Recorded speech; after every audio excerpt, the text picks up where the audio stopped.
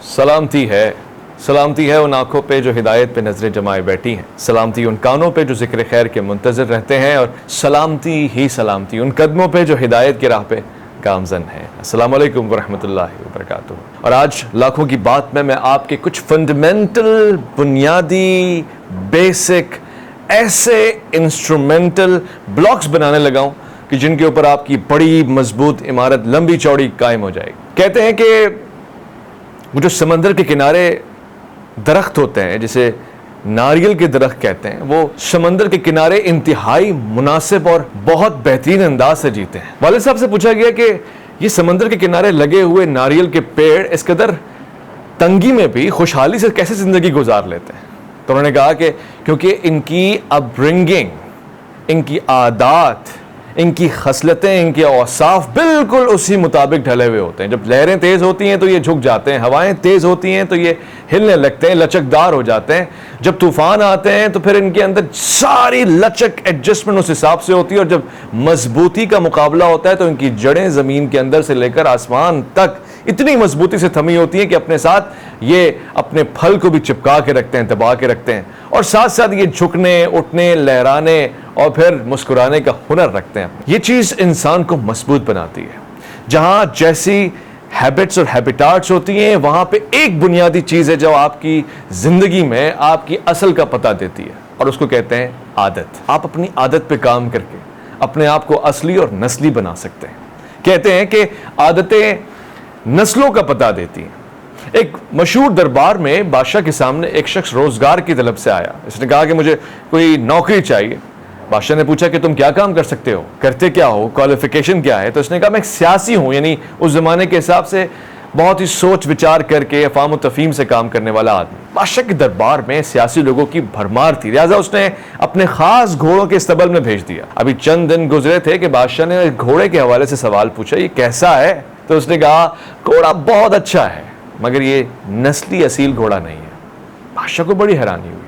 इसने साइज को पुकारा और कहा कि ये घोड़ा नस्ली नहीं है, ये कैसे हो सकता है, असल हकीकत क्या है? तो इस घोड़े के मालिक ने बादशाह को एक लफ्ज में सारी कहानी बता दी। इसने कहा ये घोड़ा तो असली है, नस्ली है, मगर जब इसके पैदाइश का वक्त था तो उस वक्त इसकी माँ मर गई और इसको हमने गाय के बच्चों के साथ पाला है, या फिर माँ गाय जो थी वो इसको खाना खिलाया करती थी, दूध पिलाया करती थी, और उसको सारे तमीज़ और तमद्दुन के अखलाक और आदाब के सारे फ़लसफ़े सिखाया करती थी। लिहाजा इसकी अपब्रिंगिंग उन्हीं लोगों में हुई है जिसका ये अक्स नज़र आता है। बादशाह ने जब इस शख्स से पूछा कि तुम्हें ये बात कैसे पता चली, तो इसने कहा कि ये चलता तो घोड़ों की तरह है, नस्ली तौर से भी घोड़ा नज़र आता है, मगर जब ये खाना खाता है तो गाय की तरह झुक के खाता है, जबकि असली घोड़ा या घोड़ा खुद अपनी जात में बिल्कुल ऐसे खाना खाता है जैसे उसकी माँ ने उसको सिखाया होता है, या उसकी नस्ल का कॉन्सेप्ट वहां पर डिलीवर होता है। इस बादशाह को बड़ी हैरानगी हुई। इसने इसको इनाम और इकराम से नवाजा। परिंदों का भुना हुआ गोश्त, खेत, फसलें, फल और गंदुम, अनाज बहुत सारी तादाद में इसके घर भिजवा दिया, और फिर इसकी ड्यूटी मलिका के महल में नाफिज कर दी गई। चंद दिन जब ये मलिका के महल में रहा तो बादशाह ने इससे सवाल पूछा, तुम तो सियासी हो, अफाम तफहीम से काम लेते हो, सोच विचार करते हो, बताओ कि तुम्हें मलिका के बारे में क्या राय मिली है? इसने कहा अच्छी है, मगर शहजादी नहीं है, यानी इसके अंदर असल और नस्ल का फलसफा बहुत वाज़ेह है। इसने पूछा वो कैसे? इसने कहा कि जब ये अपने गुलामों से और नौकरों से बात करती है तो जाहिलों से ज्यादा बदतर सलूक करती है।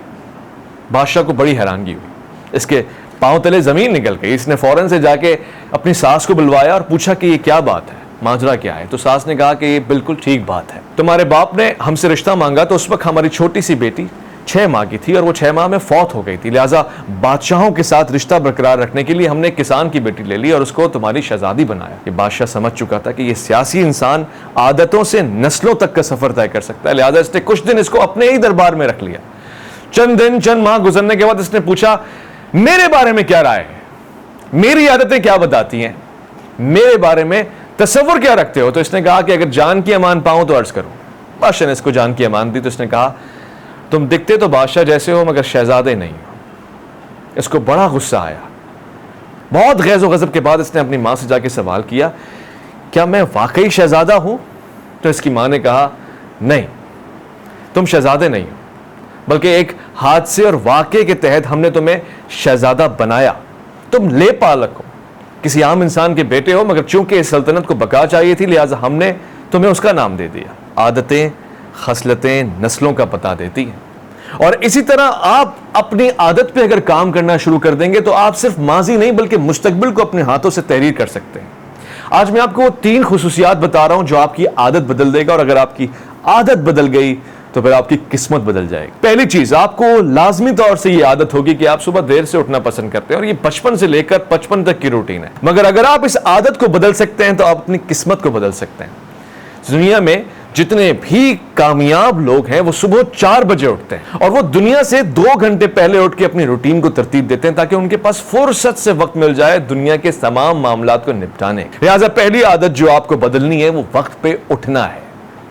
दूसरी आदत जो आप बदलेंगे तो आपकी किस्मत बदल जाएगी, वो ये है कि जिंदगी में कुछ भी खोता नहीं है, कुछ भी जाता नहीं है, बल्कि सब कुछ आता है। हर बुरा हादसा एक अच्छा सबक देके जाता है, हर बुरा शख्स एक अच्छा पैगाम देके जाता है। और कहते हैं कि every priest have past and every sinner have a future.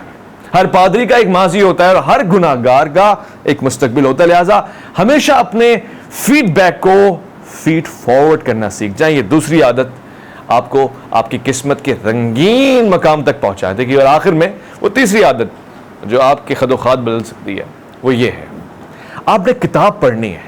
आपने डेटा को अपने अंदर ऐसे बिठा देना है जैसे सबसे ज्यादा भूख आपको इल्म की, नॉलेज की और लर्निंग की लगती है। और अगर आप रीडर हैं तो आप लीडर हैं। दुनिया में हर चीज आपको एक सबक देती है, बस सबक लेने वाला होना चाहिए, आपके पास रिसेप्टर्स ऑन होने चाहिए। ये तीसरी आदत आपको बहुत बड़े मकाम पे ले जाएगी। और जब आप जोहला में बैठेंगे तो आलिम नजर आएंगे, मगर जब आप उलमा में बैठेंगे तब भी आपके इल्म की जुबान आपकी पहचान बन जाएगी, आपका लिबास बन जाएगी, और लोग आपको वो तमाम इज्जत और हुकूक देंगे जो आपका हक बनता है।